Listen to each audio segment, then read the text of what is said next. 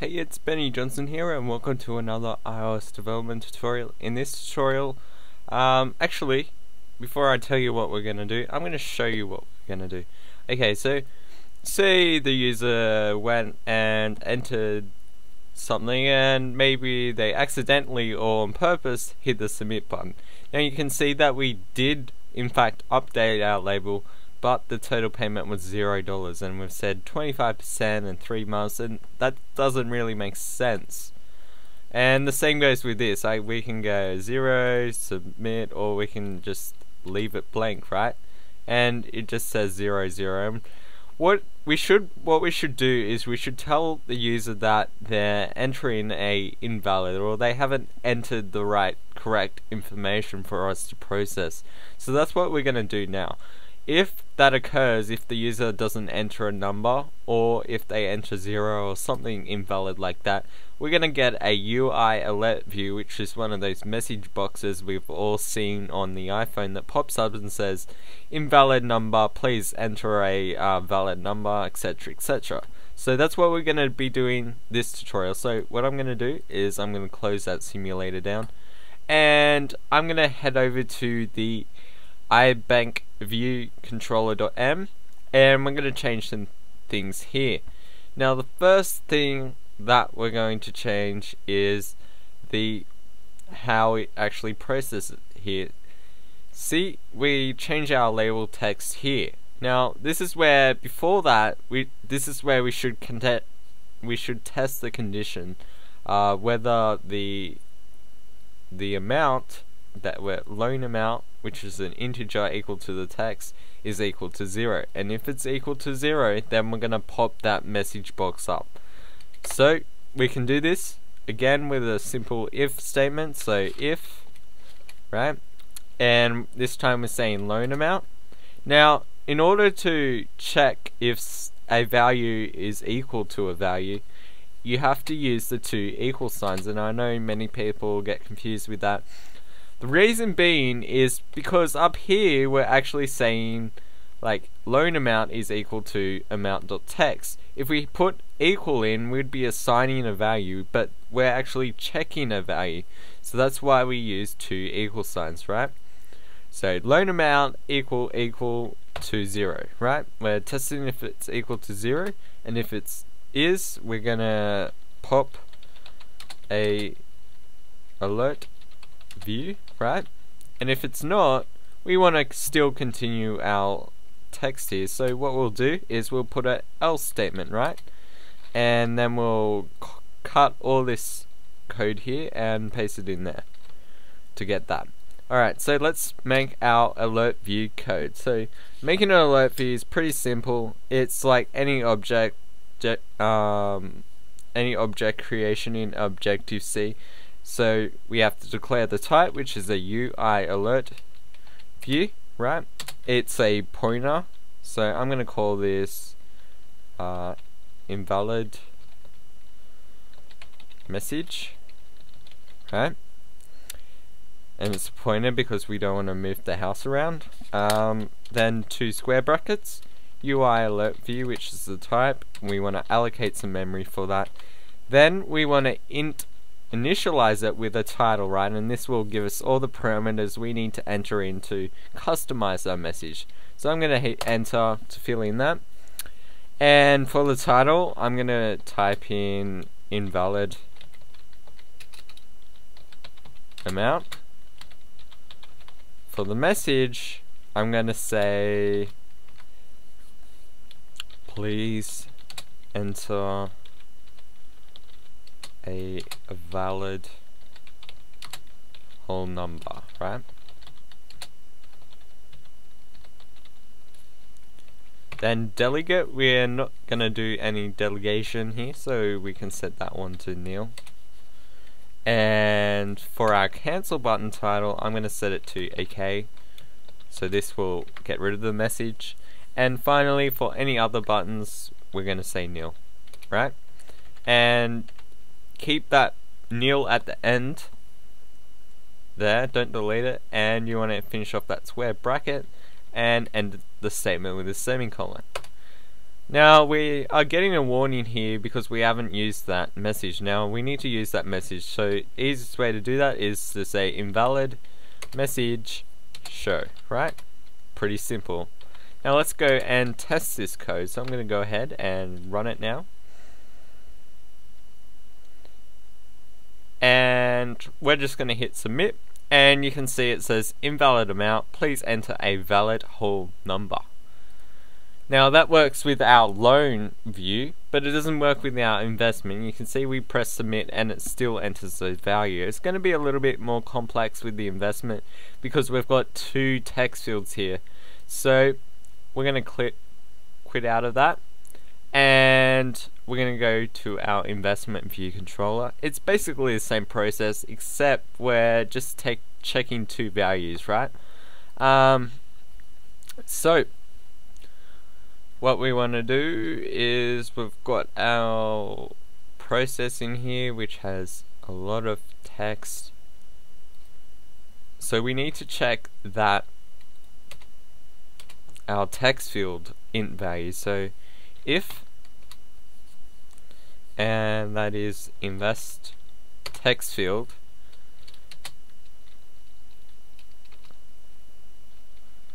dots, oh, I'm forgetting something here. We're going to call a method. We can call methods in what am I doing here? We can call methods in if statements. So I'm going to go .text, and then we're going to say int value to get the int value. Alright, and then we're going to say equals to 0. Then we're going to pop another message up here. So UI alert view pointer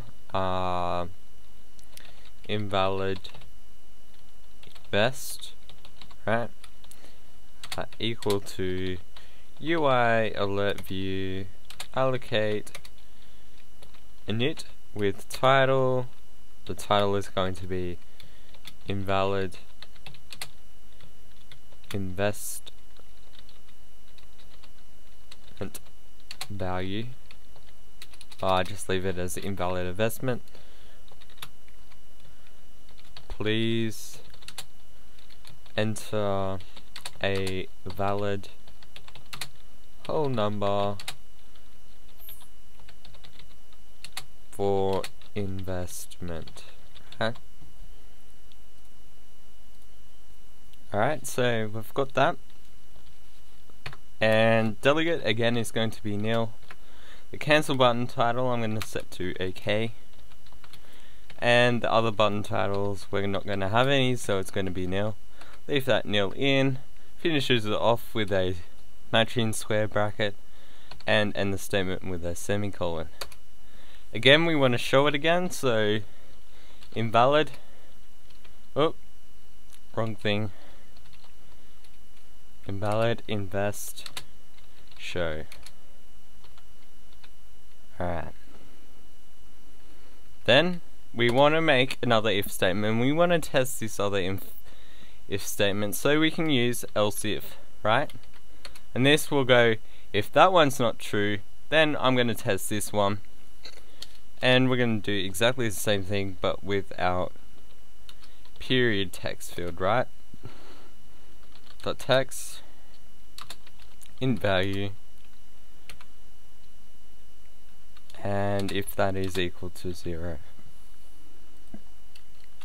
And then we're going to say show another UI alert view, and you'll be an expert at this now, so invalid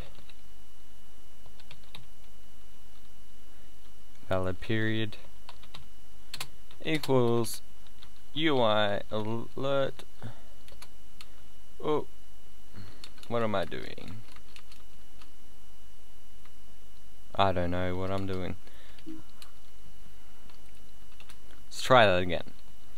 Okay, invalid period is equal to UI alert view allocate init with title at invalid period message is going to be please enter valid months for investment. Nil. Other button titles is going to be nil. Oh, cancel buttons titles is going to be okay. And other button titles is going to be nil. Ended off with the matching square bracket and semicolon, and hopefully that all worked. And invalid period show. Right?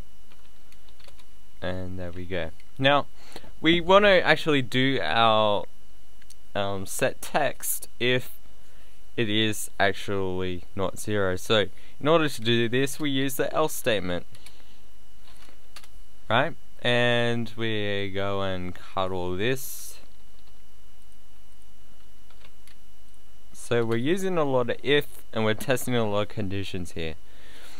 So what we're saying is, if the invest text field, which is this text field up here, if that is empty or equal to 0, we're going to execute this message box here, right? And then, if that's not true, we're going to execute this if statement, and this basically just says if period is equal to 0, or if it has nothing in it, it's going to show another message box which has another message for the user saying that they should enter some valid months for that investment. And if none of those are true, then we're going to go and execute and change those labels. So that's how that works. Alright, so let's go and test that.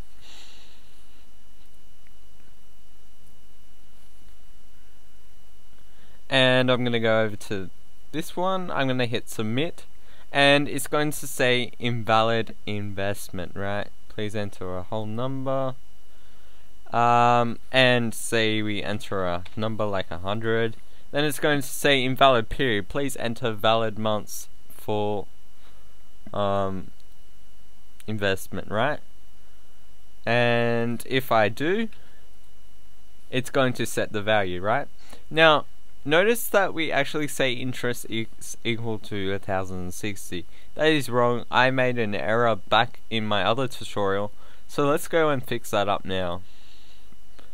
So I'm going to go over here, and we're going to go to our label text here, and it's our interest label that we're interested in, and what we're calling is investment return, and we don't want that method, right? So we can just change that to interest rate.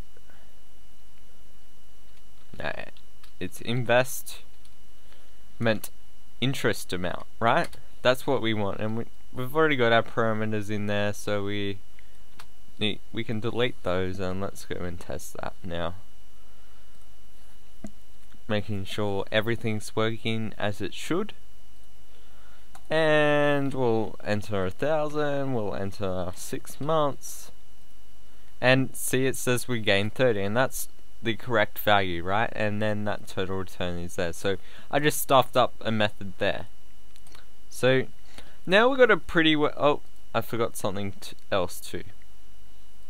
If you go over to storyboard, I think I forgot to actually tell you that you should connect up your button that we use to get dismiss the keyboard, and actually create that connection between the button and the code.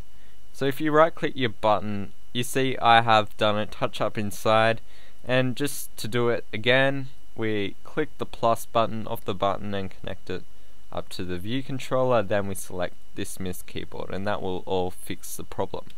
So now you should be able to dismiss all your keyboards from your views. It should show valid data in here. All our user interface elements are streamlined and lined up properly, so it looks quite decent.